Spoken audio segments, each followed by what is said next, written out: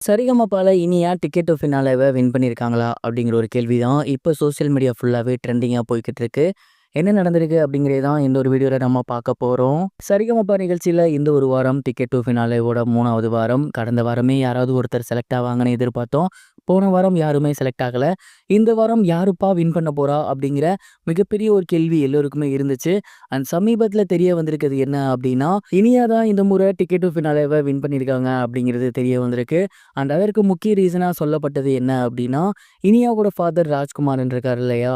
அவரு வந்து ticket to ஃபினாலேவுக்கு கலந்துகிட்டு இருக்காரு. இதற்கு முன்னாடி அவரு பெரும்பாலும் இந்த ஷோக்கு வந்ததில்ல. தேவயானி மேம் மட்டும் தான் வந்திருக்காங்க. ஒரே ஒரு முறை ஒரு ஃபங்ஷன் அப்போ மட்டும் தான் அவரு வந்திருந்தாரு. அண்ட் அதுக்கப்புறமும் அவரு வர கிடையாது.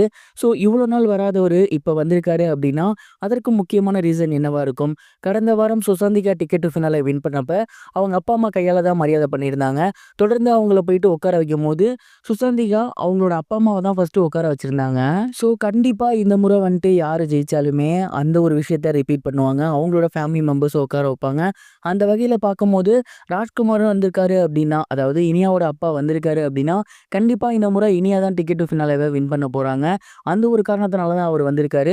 இல்லன்னா இவ்வளோ நாள் கலந்துக்காதவது இந்த ஒரு வாரம் வந்திருக்க வேண்டிய அவசியம் கிடையாது. ஸோ இதெல்லாம் வச்சு பார்த்தா, இனியா டிக்கெட் டு ஃபினாலேவ வின் பண்ணியிருக்காங்களா? அப்படிங்கிற மிகப்பெரிய ஒரு கேள்வி எழுந்திருக்கு. இனியா ஒவ்வொரு வாரம் ஒவ்வொரு விதமான பெர்ஃபார்மன்ஸ் குடுப்பாங்க.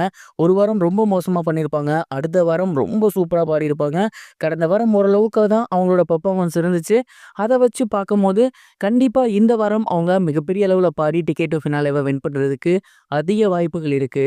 மேலும் இனியாவோட அப்பாலாம் வந்திருக்கிறத வச்சு பார்க்கும்போது, கண்டிப்பா இனியா தான் 2ண்ட் ஃபைனலிஸ்ட்டா செலக்ட் ஆவாங்க அப்படிங்கிற மாரியும் எனக்கு தோணுது. நீங்க என்ன நினைக்கிறீங்க? இனியா செலக்ட் ஆவாங்களா? இல்ல சபேசன் செலக்ட் ஆவாரா?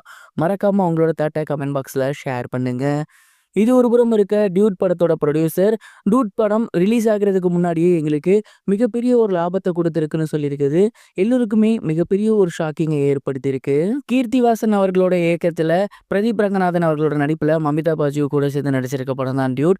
இந்த ஒரு படம் மிகப்பெரிய ஒரு எதிர்பார்ப்புல வெளிவர இருக்கு. அதற்கு மிக முக்கிய காரணம் பிரதீப் ரங்கநாதன். அவருடைய முந்தைய படங்கள் எல்லாமே ரசிகர்கள் மத்தியில மிகப்பெரிய வெற்றி பெற்று 100 கோடி கிளப்ல இணைஞ்சிருக்கு. மேலும் யங்ஸ்டர்ஸோட ஃபேவரட் ஹீரோயினான மமிதா பாஜியும் இந்த படத்துல இருக்காங்க. அண்ட் இந்த ஒரு படத்தோட ப்ரமோஷன் சமீபத்துல போய்க்கிட்டு இருக்கு. அப்படி ப்ரமோஷன்ல அந்த படத்தோட ப்ரொடியூசர் என்ன சொல்லியிருந்தாரு அப்படின்னா, டியூட் படம் நாங்க எதிர்பார்த்ததை விட ரொம்பவே சூப்பரா வந்திருக்கு. இன்னும் ஒரு முக்கியமான விஷயம் சொல்லணும் அப்படின்னா, படம் ரிலீஸ் ஆக இன்னும் ஒரு நாள் இருக்கு. ஆனா அதற்குள்ளாராகவே படத்தோட ரிலீஸுக்கு முன்னாடியே எங்களுக்கு 35 கோடி ரூபாய்க்கு மேல லாபம் கிடைச்சிருக்கு. இதுவே எங்களுக்கு மிகப்பெரிய ஒரு வெற்றி. கண்டிப்பா படம் ரிலீஸ் ஆனதுக்கப்புறம் இதை தாண்டிய ஒரு மிகப்பெரிய வெற்றி பெறும் அப்படின்னு சொல்லியிருக்காரு. இந்த ஒரு விஷயம் இப்ப ரொம்பவே வைரலா போய்கிட்டு இருக்கு. இதை பத்தி நீங்க என்ன நினைக்கிறீங்க? மறக்காம கமெண்ட் பாக்ஸ்ல ஷேர் பண்ணுங்க.